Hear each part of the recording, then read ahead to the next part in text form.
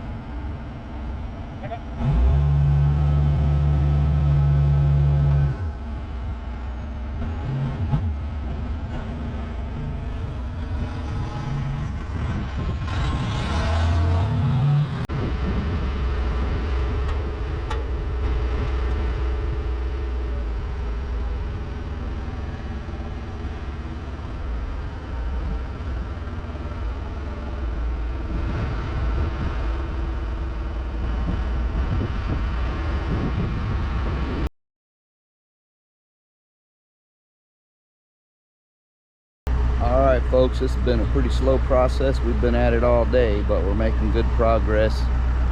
We've been mainly putting up the purlins.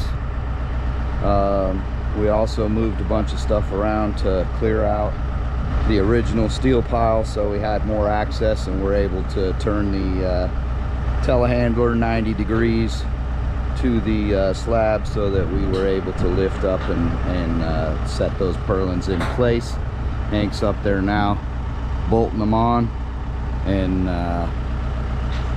it's a slow process. We're doing it all manually, but I think tonight I'm going to go to the store and see if I can't find a 20 volt impact, half-inch impact, to speed this up a little bit as far as putting the nuts on the bolts. That would help. So we're learning as we go. Never done this before, so this is a DIY project that we're learning as we go.